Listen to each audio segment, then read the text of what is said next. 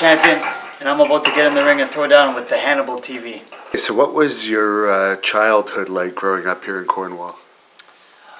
It's, small town. I went to school and played a lot of sports growing up, and made lots of friends. I was, karate, soccer, and just a regular small town kid, Were you always a boxing fan? Yeah, I discovered boxing when I was around 8 or 9 years old, and I started. I snooped into some of my dad's old fight collection. He accumulated over the years as a boxing fan all the old classic fights, and I fell in love with it. I think the first tape I stumbled upon was Rocky IV, and then after that it was some Tyson fights, and then I found some old amateur fights of his when he was a teenager, and then from there I just kept digging in more, and then I started digging into his books, his boxing books that he's got over the years. I mean, he must have hundreds, and I started just informing myself and learning about the sport, and I became a little historian and statistics expert, And from there, then finally he let me try it, and that was that. And you mentioned Rocky IV. Did you have a favorite Rocky? Yeah, I think the first two, and then probably the last two, Rocky VI and Creed. Is there any professional boxers that you looked up to, such as Mike Tyson, when you were younger? When I was younger, Tyson, 'cause naturally he was one of the first guys I saw. But then as I got a little bit older and watching and digging more into the sports history, Muhammad Ali I think almost everybody's number one, and Sugar Ray Leonard. I love Leonard, and then the fighters I grew up with that were on top as a kid. I loved Roy Jones. Today, the last 5-10 years or so, some of my favorite fighters have been Miguel Cotto, Manny Pacquiao, of course, that's a big one. Yeah. What was it about Muhammad Ali that you found so special?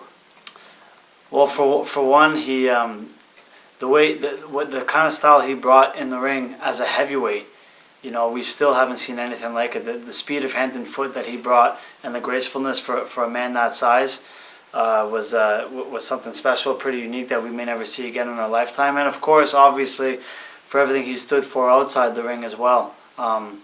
It was just that he ended up, for a guy that became hated for his mouth in the beginning of his career, became loved, for his mouth. As his career grew on, he grew into such a lovable figure, and he went from a civil rights activist to a humanitarian and icon. You know what I mean? So he really transcended the sport.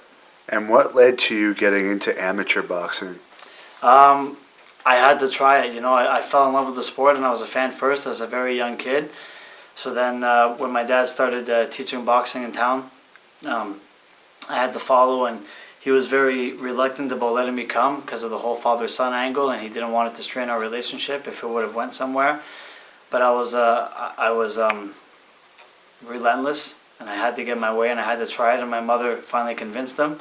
Even though she was worried, she saw how much it meant to me, and I was passionate about it. And so then from there, I had my first fight. He couldn't deny my talent anymore. So you mentioned your dad was a boxing coach. What was his boxing background? He had about 20-some amateur fights as a youngster. He trained and he learned and trained first under the Hilton family as a kid. And then when the Hiltons eventually closed shop and moved out of town, there was a new gym that had opened up not long after. And that's when he really hit his stride and started leaning out and developing and hit a growth spurt, and he really found himself as a boxer, and he did well. He lost. I think he lost 2 out of his first 3 fights, and then after that he went on to win a string. I think he never lost after that. The next out of his 20-some fights, after his 3rd fight, he just kept winning and winning and winning. But unfortunately, his coaches were. They were very good coaches, and they did the best they could, but they were limited, with funds and opportunities. He never got a chance to go to a qualifying tournament. He beat some guys that went on to become national champions and compete internationally, and he never had that chance. And then when he was 19, he got in a motorcycle accident, and that was that. You've had some really good crowds here in Cornwall recently for boxing matches that you've been involved with. When you were growing up, was there anything like that? No, not really. More, I guess, in my dad's time more, in the 80s, I know that when the the Hilton brothers were coming up. There was a few shows here in town, and they fought here, you know. And I think I only remember one boxing show when I was a kid. I was 15, and there was the main event was for the Canadian lightweight title, my division, and that was that. I mean, the fighters were good. The quality boxing was there, but there was no local flavor, so it was hard for Cornwall to buy into it, you know. And you went 76 wins and 26 as an amateur. Is there anything that stands out to you in your amateur fights? Yeah, the record is it. I don't think that's quite accurate. I had closer to I had about 80 some wins, and yeah, 21 losses. But I was a 7-time provincial champion, and then as a junior for a couple of years, I fought internationally successfully on the national junior B team. I think one competition in particular was the Four Nations Cup that I won, and that was a tournament between champions from Canada, Scotland, Ireland, and Wales. And I won my division, and I also got best boxer of the tournament. That was probably the highlight of all my accomplishments in the amateurs. And then my first year as a senior, I competed. It was an Olympic year, and I won my regionals, my provincials, and 3 fights later into the nationals at the finals. I'm up against the 3-year defending champ.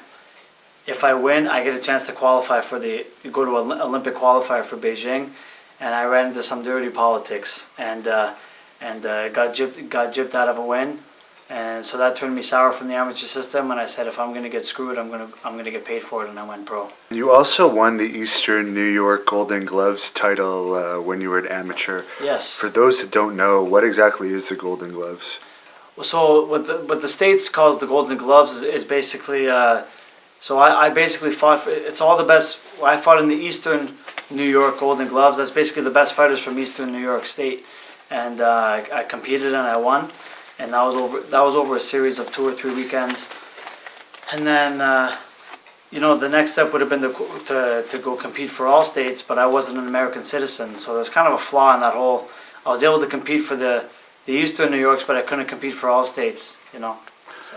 Did you ever have any regrets about not trying harder to make the following Olympics? No, not at all. Not at all, because at the time, the amateur system is still corrupt, and at the time too, there was some serious lack of funding issues with Boxing Canada. So even guys that were on the national team as a senior and had earned the right to go travel and compete, so they were pulling funding. They were picking and selecting which fighters could go represent, and they were basing it on the history with that weight division success. Well, you can't do that in a sport like boxing. I mean, you can't base my success on with the previous champion of my division, how he did on the international scene. He's a totally different fighter. So it's like I could have won and succeeded and made the national team and still not get a guarantee to go and travel and compete internationally, because But the silver lining was there. I mean, even after the fight, some Boxing Canada brass were telling me you should stay because next year you're going to be the guy. The next 4 years you can really reign here. At the time, the champion that I was fighting, he had been on the senior circuit for 3 years, and he was very close to meeting all the qualification standards to go for the Olympics. Whereas in order for me to meet all the standards internationally to go for the Olympics in less than a year, it was very hard. So the preference was that this guy wins, not me, because he can afford to lose more in the international scene at that stage, because he'd been competing much longer. I couldn't, So what was the transition like going from amateur to pro? I loved it. It was smooth in the beginning. I loved the idea of no headgear, just because I could see a lot better and everything's, I love the fit of a pro glove. It just felt more, it conforms better to the hand. You can make a tighter fist. It was just, it was just, there was something about it, just a little bit more character about the pros, and just it was real, under the lights, and there's you're hearing and seeing your name on TV and stuff. It was pretty cool. What's the pay like starting out as a professional boxer? Not much. There's no money in the beginning. There's a lot of glory, and you get recognized and gain that notoriety first, and people think you're making big bucks, but you're not. Even now, like I've been able to make a decent living out of it, you know. But I'm top 12 in the world right now. But I'm not making big. I'm making okay money. I'm making decent money, but I'm not rich. Right. Far from it. But it's one of those things. Boxing's a funny game. I'm knocking on that door where I could get that call anytime and get that career high payday. It could change just like that, you know. Starting out in pro, you've boxed in places like the Bell Center, Uniprix Stadium, Hershey Center in Mississauga. Is there any of those well-known stadiums that stand out to you fighting in those places? The Bell Center. I fought there my 10th fight. I fought a guy who I was 9-0, and I was fighting a guy who had 14 wins, 1 loss, 11 knockouts, and we were about the same age. And that was on the co-main to a big HBO main event for the light heavyweight world championship. So I had the chance to fight in front of 10,000 people in the Bell Center. You know, that was pretty. That was exhilarating, and I think challenging for the world title 2 years ago in Liverpool. I'm going in there. I got 5,000 Brits booing me and hurling insults at me on the way to the ring, but by the time the fight was over, they were cheering for me. Now, for a fight like that, did they pay to bring your whole team in to take care of you during that fight, or did you have to cover that? No. The promoter always covers all the travel accommodations for myself and my team. You know, the hotel, lodging, food, all that stuff. They look after us. And is there any other professional fights that you've had that really stand out to you? Yeah, my most personally satisfying win was Carl Dargan 2 years ago on ESPN. I was a 7-1 underdog, and I was given no hope, no prayer. I was supposed to be a punching bag for 10 rounds, and I felt so written off and forgotten about going into that fight, because a couple years earlier I was that shining prospect, you know, and I had to go through a couple tough experiences to learn and to grow. So when that fight came around, that was really my full circle, redeeming myself and reminding people just what I have to offer. And there was a story posted this past week from the Cornwall Standard freeholder about some communication you had with Teddy Atlas, who's a famous boxing trainer, and he's been involved in several commentary teams. Can you just go into detail about that for us? So yeah, Teddy called. So my first loss in 2013 was my American TV debut, and I fought on ESPN, and I lost. I underestimated my opponent, and I got exposed for some mistakes that I've been getting away with for a long time, and I learned a hard lesson that night, and against a guy that I should have been able to beat, you know. But I had to go through that to grow and evolve as a fighter. But you know, on the air, he basically said I showed a lot of heart, but that I got exposed as an overhyped prospect, and I never took it personal, because but I mean, it affected me, but it fueled me. I never forgot those words. It fueled me to come back harder. And so 2 years later, Teddy was calling that fight with Dargan, and again, wasn't thinking I'd be a punching bag for 10 rounds. He wasn't giving me much of a chance, and then by the 4th round of that fight, he had to give me my props, and from there, I run into him after the fight in a hallway, in a barren, dark hallway at the Foxwoods Casino. It's like 4 a.m. and we cross paths, and it's just me and him, and I'm like, Teddy, and he turns, he goes, do I know you? I said, how was your main event tonight? Was that better?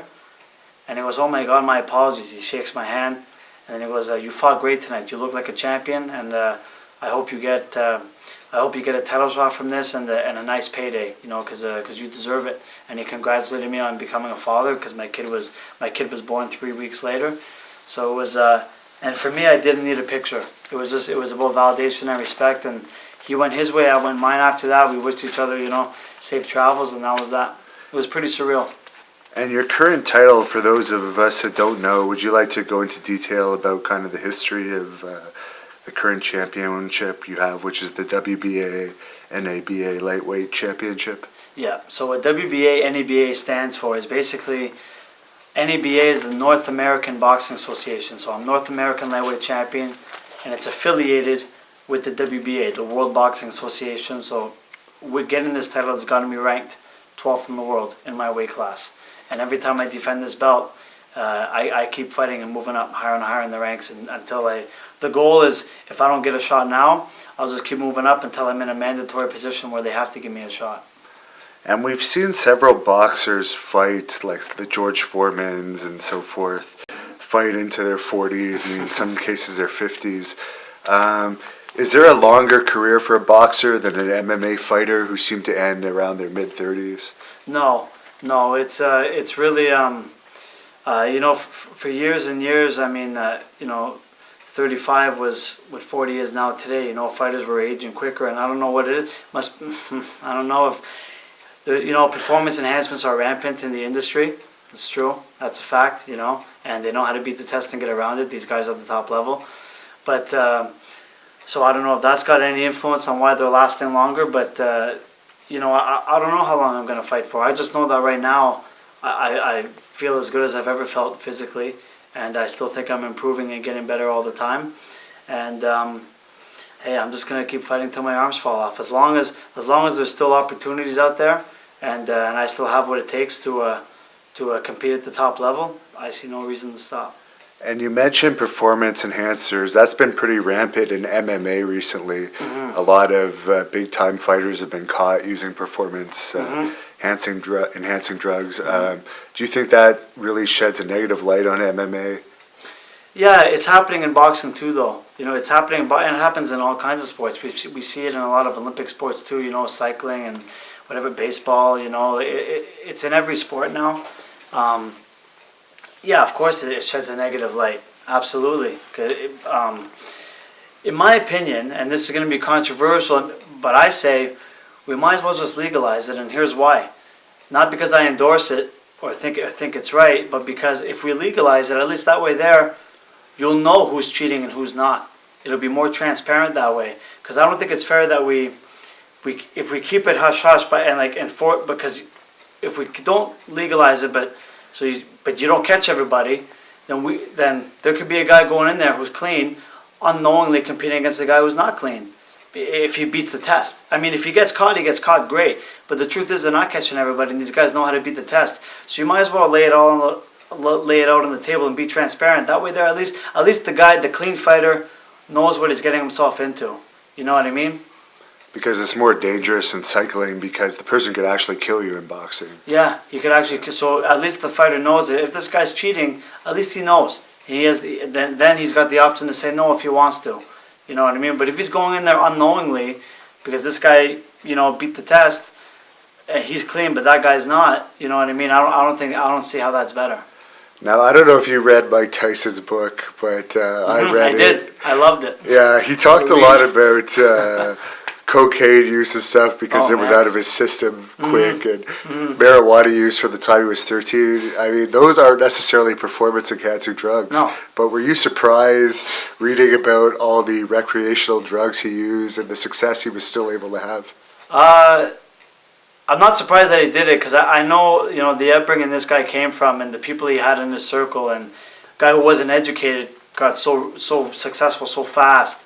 At such a young age, how do you handle all that responsibility when you got no foundation, So I'm not surprised he fell into all that stuff, but the fact that he was still able to accomplish what he did, it makes you wonder what this guy could have accomplished if he was straight his whole career, That's pretty incredible. The fact that he went as long as he did and still competed successfully with all that recreational stuff, it goes to show how talented he was.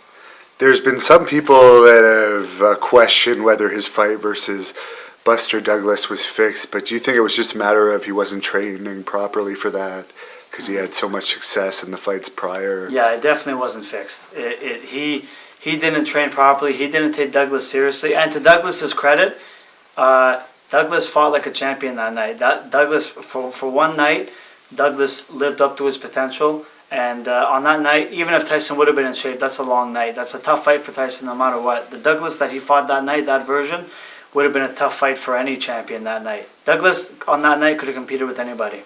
What did you think of George Foreman's comeback at his late age when he was able to capture the heavyweight title? Well, I was just a young kid when he finally won the title.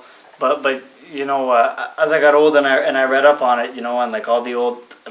My dad has a shitload of magazines too from dating back to the 80s, so as I informed myself as I got older, yeah, nobody was giving him a prayer, and it sounds crazy to think you take 10 years off, you get fat, you become a minister, you come back and you want to win the title at, at 40, 5 years later he does it. I mean, that's incredible. What a story.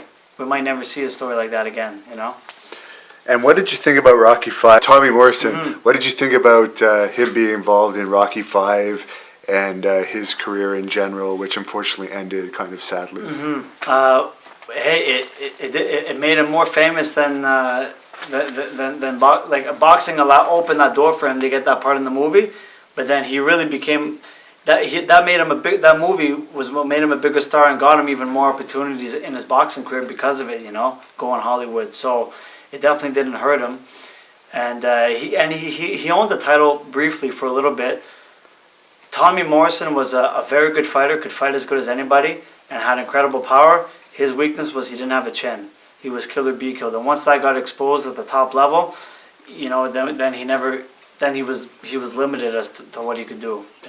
Who would be the most famous fighter you've been in the ring with so far? I'd say probably Carl Dargan and Ivan Redkach, and then obviously Derry Matthews for the title 2 years ago. Yeah. And what did you think about that fight? I thought I won. I thought it was a very close fight. It was competitive, and definitely not my sharpest fight. Like I'm not satisfied with my performance. I took that fight on 4 days' notice, flying to Liverpool. It took me a couple of days to shake off the jet lag, and then I'm jumping in the ring for 12 rounds. But what nobody expected me to be in shape to go 12, and not just go 12, but be the one that finished stronger. And for me in that fight, looking back now, I know where the jet lag really played a factor. Was I felt funny the first. It took me a while to get going. Like the first 3-4 rounds, it was like I was really having a hard time getting into my rhythm and getting my shots off. But I really felt from the 5th, 6th round on, I really thought I started pushing the pace and overwhelming him with my work rate, and got the win. And which is the fight that you had that had a scoring malfunction? That was my last amateur fight. Okay. Trying to for the nationals, trying to go for qualify for an Olympic qualifier, and I'm ahead the first 2 rounds, and then the 3rd round, he's 2 points up. And then going into the 4th, I have a very good 4th round. And then with about 20 seconds to go, they blow the whistle and call the action off. And they said there'd been a computer a week's worth of fights.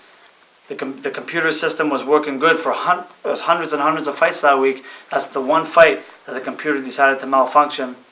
I'm going up against the 3-year defending champ, who also happens to be Team Canada's athlete rep. And the computer freezes. So we don't finish the round, and then all the points registered in that last round didn't get counted. They went back to the previous score of the 3rd to decide the winner.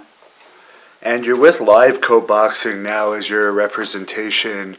What led to the change in your representation? I needed better representation. I needed. They're an LA company, right? They're California based. Yeah, I think Palm Springs, and my previous promoter. It reached to a point where when we got to the end of our agreement, he could no longer live up to his end of the bargain and give me the opportunities that I deserved. So I had to move on. Do you think this company will take you to the level that you feel you deserve to be at? They're trying. They've done right by me so far. They're doing their best, and they've kept me active. They've gotten me the right opportunities. There's a belt strapped around my waist again. I'm rated again in the top 12, and I'm fighting again in 3 weeks. Defending that belt, I'm not going to move down defending this belt. There's no question. I'm either going to stay where I'm at, or I'm just going to move up higher. So they're trying to do the right thing. Well, let's get into that upcoming fight now. It's October the 14th. Mm-hmm. And do you want to tell us a bit about your opponent, Giovanni Impacto Straffon, I believe is his name? I think so.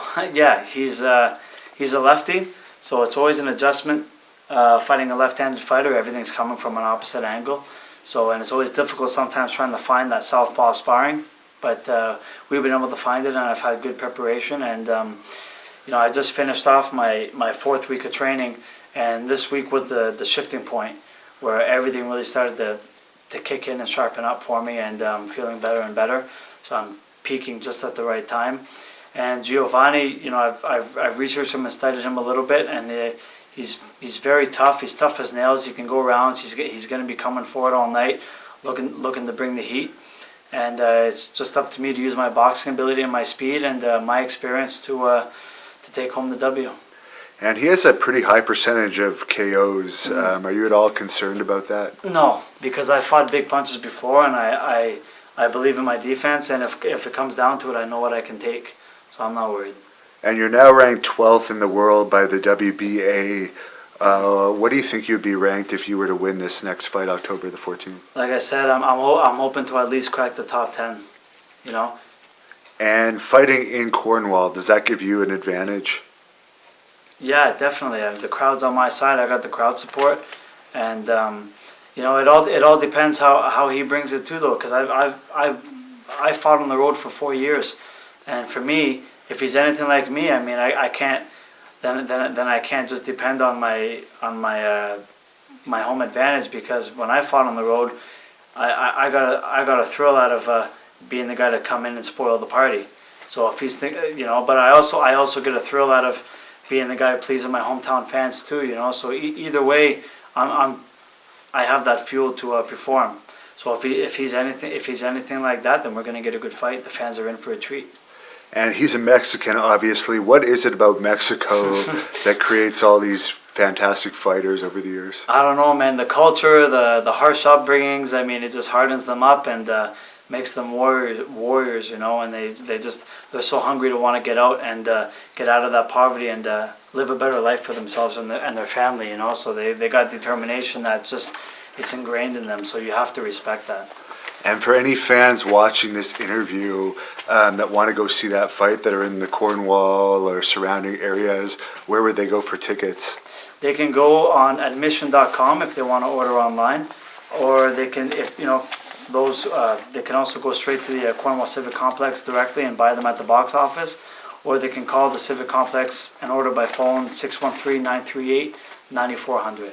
There's also VIP tables that we're doing this time too on the floor. You get a 3-course meal, catering all night, 2 complimentary bottles of wine, signed event posters and T-shirts and different boxing souvenirs and memorabilia included in all that. And if you want to book a seat at a table or bring a group or whoever, those seats have to be reserved on livecoboxing.com.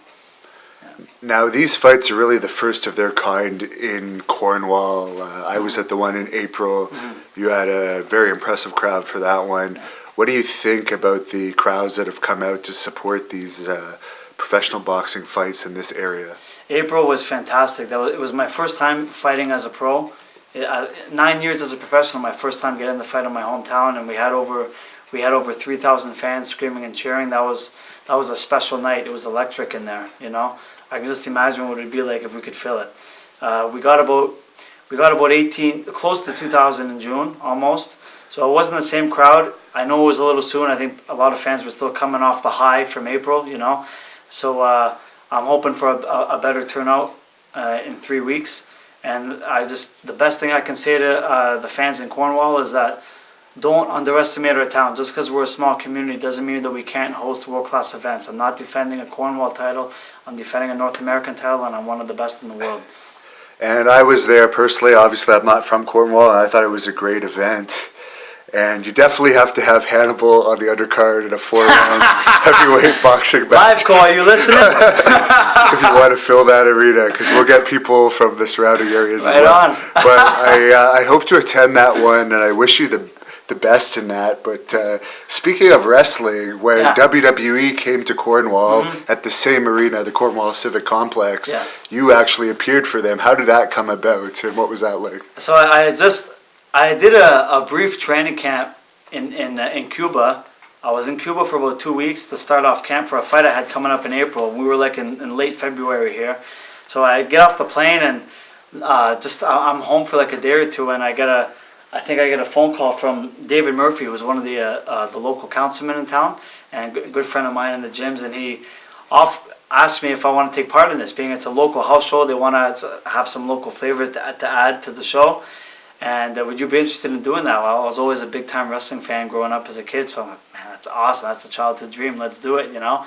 So do I get to hit anybody? I can pull my punch. I promise. You know, I can pull my punch. But WWE, for insurance reasons, they didn't want to do that. So it was just more like, I'll be ringside for the United States title match between Jack Swagger and Kofi Kingston, and they escorted me. They introduced me to the ring with my belt and had me escorted by two of the divas and sitting ringside with them. And then throughout the whole match, Jack Swagger's, who's the heel, he's like trolling me ringside throughout the match, you know, like talking trash and trying to work the crowd. And then he wins, he beats Kofi, and then after he pins him, he pulls a heel move and keeps beating on him after the bell.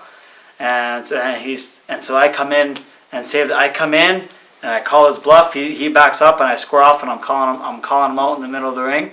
And then I go to cock my fist and then Kofi comes to it and recovers. He comes from behind and lays his finisher on him, and then we celebrate together. It was awesome. Now, you mentioned you watched it when you were a kid. Obviously, they actually used to come here more in the past. I went. Yeah. They used to do TV tapings here and everything. Yeah. Is there anyone you looked up to when you were a kid from the wrestling world? I think I think like most kids back then, I was a Hulkamaniac. And then I also loved the Macho Man, the Ultimate Warrior. One of the times they came to town, I was just a little guy. I cried. I think I cried whenever the Undertaker came out. You know, but the wrestling was a big part of my childhood growing up. And now it almost seems like wrestling, WWE has stopped coming here in recent years, and almost boxing is taking its place, which is kind of cool to see happen. Have you been recognized more around town since these big fights in Cornwall have happened?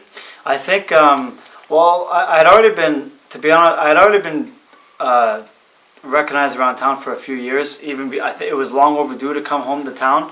But once I started fighting on international and American television, you know, like networks like ESPN and Showtime and CBS, I think that's when a lot of people in the community really came to it and realized like they're watching from the tube at home, you know, or catching me at sports bars, you know, and it's like, wow, this is more than just a hometown boy. Like he can really compete world class, you know. So that's whenever a lot of people in town really started coming around and getting behind me and supporting me, which is great. It's awesome. Now, I'm not going to accuse you of this because you're a married man with a child, at least one child, right? Yes. But boxing has been known obviously for its groupies. Is it as bad as like Mike Tyson makes it seem in his book? Or are they that prevalent in the world of boxing? Well, I mean, Tyson was a millionaire, so whatever most professional athletes experienced on that end of it, I mean, him being heavyweight champion of the world, making 7 figures, it amplified that much more, you know. So he's on a whole nother level, you know. But I guess you've been married for the past several years, so like by the time you made it really to the next step, you were already involved in serious relationships. I married my wife last year, but we've been together for 5 years. Okay. Yeah. What do you think the most important advice is that you could give to an aspiring boxer? Surround yourself around good people, positive people who have your best interests at heart, and people that won't be afraid to say no to you once in a while and tell you what you don't want to hear, because they're looking out for your best interest. They want to protect you. The boxing game, the sport is beautiful, the business is ugly, and you're swimming with a lot of sharks, so you need to have some good people around you at the core that were with you from the beginning. Not the people that get on your bandwagon once you start winning, but the guys that were there before you became something, you know. Those are the ones you got to keep.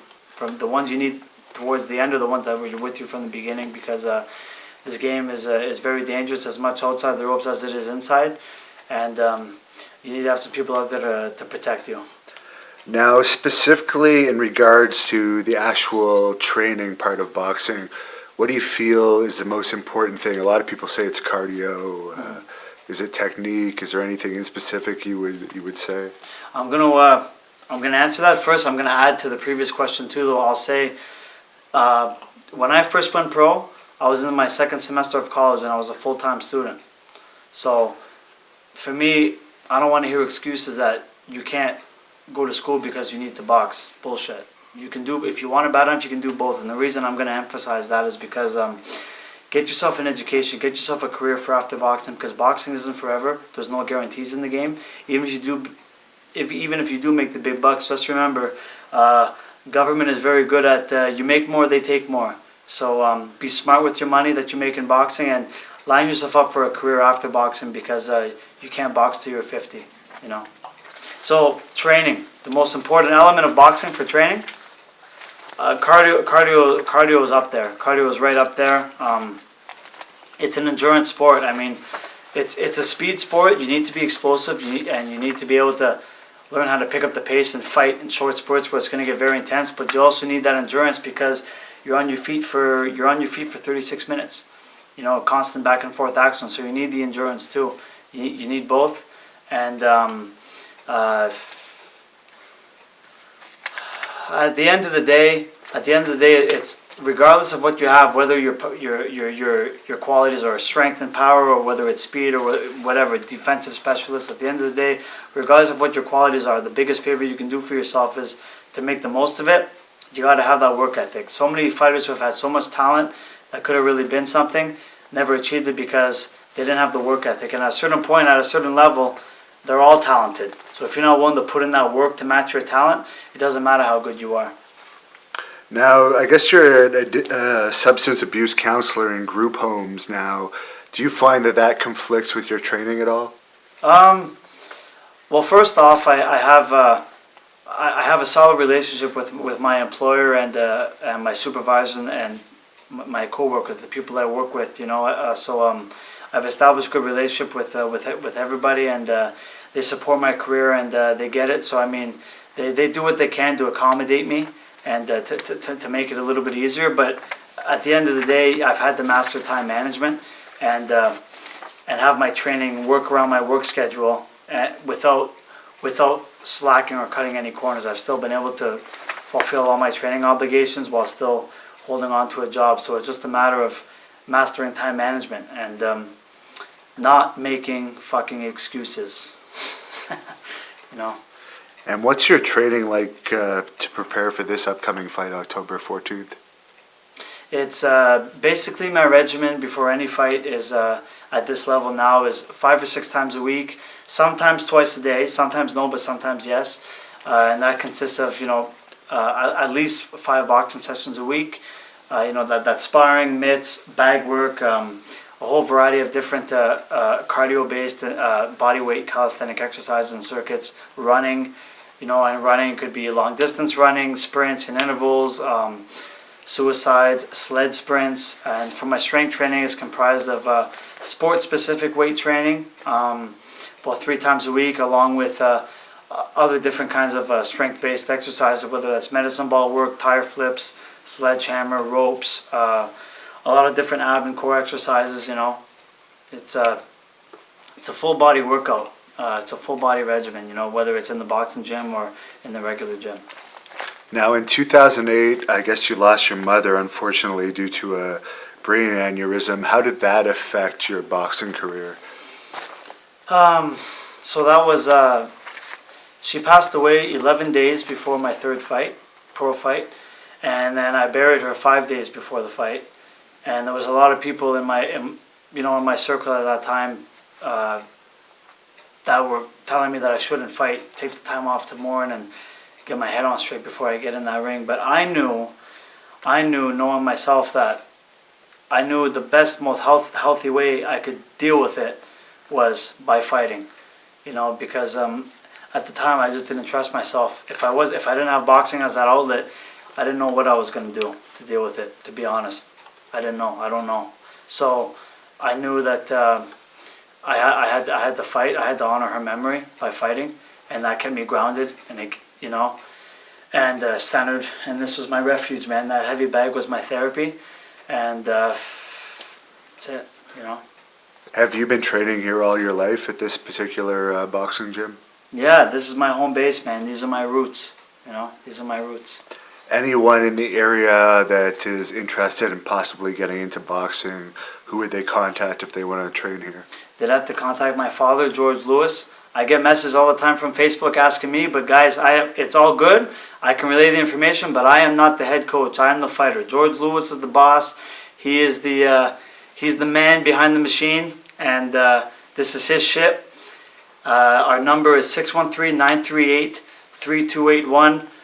If he doesn't answer the phone, it's because he's not here during the day. Remember, he's a volunteer. He's here only in the evenings when we're open to the public. But he always replies to his messages. And we charge $35 a month. You can't go wrong with our price. We're open three or four nights a week. And remember, we're a volunteer. This is not a business. We're a non-profit, volunteer-based organization. And for the price we give and the work we give, it's worth it. You're going to get your money's worth. And as a matter of fact, you're getting better than your money's worth. Now, for social media, for anyone who wants to follow you to see what you're up to, where can they find you? They can find me on Facebook, just under my name, Tony Lewis. Also, you can follow my athlete page on Facebook with all my updates on my career, Tony Lightning Lewis. And my Instagram is Tony_Lightning_Lewis, or Twitter at Tony Lewis 40. Now, you mentioned your nickname, Lightning, of course. I'll just ask you where you came up with that. Obviously, you're very fast in the ring, but is there anyone specifically that gave you that name? Yeah, a good friend of my father's when I was a young kid, for my speed, and he was the one that would always, when you go to amateur events as a kid, he was very outspoken, and would go around telling everybody, this kid's gonna be good, man. He's the next champion. You gotta watch him. He's fast. He's like Lightning Lewis, and it just kind of got around, and then it just stuck. And Giovanni Impacto Straffon is who you're fighting October the 14th at the Cornwall Civic Complex. Is there any message you would tell him? He's probably not going to see this, but if by some chance he watches this, what would you tell him about this upcoming fight? I hope you're working hard. I respect you. I respect any man that has the courage to get in the ring and lay it on the line and put their health on the line. In front of a bunch of strangers, So I hope you're ready so we can give the fans a great show, and hope you're coming to win, because I am. And if you get past this next fight, not to go too far ahead into your future, but what's your immediate goals if you can win on October 14th? Obviously, the first priority on my list is to try to get a title shot. I'd love to fight. I'd love to get a crack at WBA champion Jorge Linares. I think that fight is fireworks. If not, there's a couple top flight contenders that I'd love to face in a title eliminator, something along those lines. Ray Beltran comes to mind. Felix Verdejo comes to mind. I think those are great, all fan-friendly fights that would really take my career to the next level. And finally, is there any message you'd like to say to your fans who continue to support you through all your fights? I'm great. You know what? We got a small hardcore base here in Cornwall that follow my career, that have been loyal to me from day one, and I'm grateful for you guys. I can't say enough for putting into words just how appreciative I am of the feedback and support I've gotten from a lot of the people in the community over the years. And again, I encourage you to come out again October 14th, because I won't disappoint. Well, we encourage everyone to come as well, and we hope to be there. Thank you very much, Tony, for doing this interview with us. Thank you, Devin. Thank you for having me.